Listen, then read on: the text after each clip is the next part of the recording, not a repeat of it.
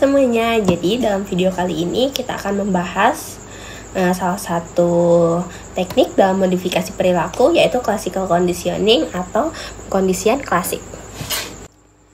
Jadi yang pertama adalah pengertian dari teknik modifikasi perilaku. Jadi modifikasi perilaku adalah usaha untuk mengubah perilaku seseorang melalui prinsip-prinsip psikologi. Lalu salah satu teknik utamanya adalah classical conditioning, yaitu proses belajar dengan mengaitkan stimulus netral dengan stimulus yang memicu respon otomatis. Tujuannya untuk mengubah reaksi seseorang terhadap suatu rangsangan tertentu. Jadi teknik ini pertama kali diperkenalkan oleh Ivan Pavlov, seorang ilmuwan dari Rusia, lewat eksperimennya pada anjing.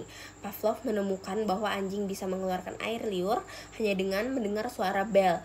Jika sebelumnya bel itu selalu dibunyikan sebelum makanan diberikan, dari sinilah konsep classical conditioning itu lahir. Jadi, classical conditioning ini juga berakar dari teori behaviorisme yang menekankan bahwa perilaku dapat dipelajari melalui pengalaman.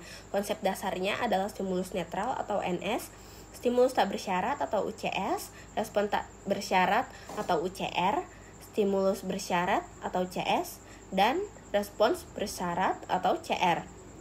Contohnya, suara bel atau NS yang awalnya tidak berpengaruh menjadi CS setelah dikaitkan dengan makanan atau UCS dan akhirnya memunculkan air liur atau CR.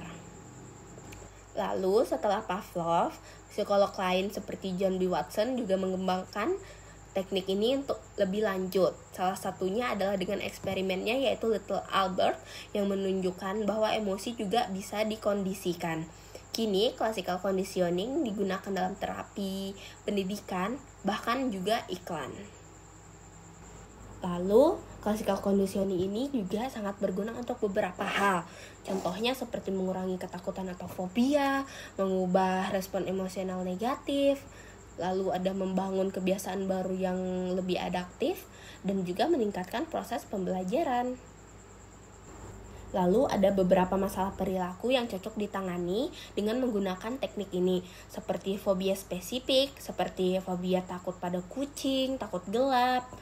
Lalu ada reaksi emosional negatif seperti rasa cemas saat menghadapi ujian dan lain-lain, dan juga gangguan makan akibat trauma tertentu, reaksi impulsif terhadap rangsangan tertentu.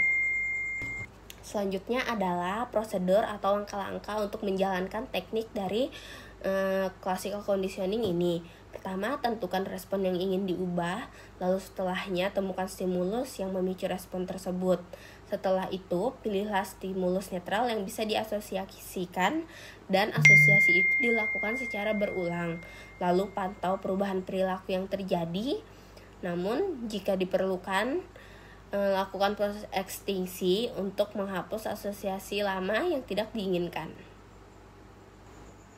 Contohnya, seperti ketika seorang anak takut pada suara petir, terapis akan memperkenalkan suara petir bersamaan dengan pengalaman yang menyenangkan, seperti mendapatkan pelukan dari orang tua, mendapatkan game favoritnya, atau juga mendapatkan makanan favoritnya.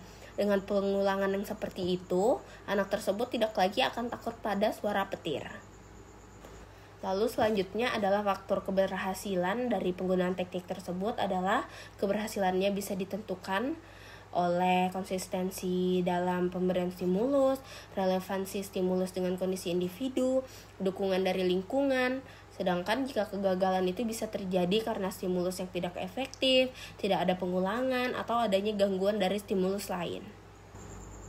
Jadi, classical conditioning ini merupakan salah satu teknik yang terbilang sederhana untuk dilakukan, namun sangat efektif saat digunakan, terutama dalam menangani masalah emosional dan perilaku tertentu. Jadi, teknik ini tuh sangat mudah untuk digunakan, namun hasilnya akan sangat efektif jika digunakan terus-menerus secara berulang. Jadi, semoga video ini bermanfaat dan bisa menambah wawasan kalian. Terima kasih sudah menonton.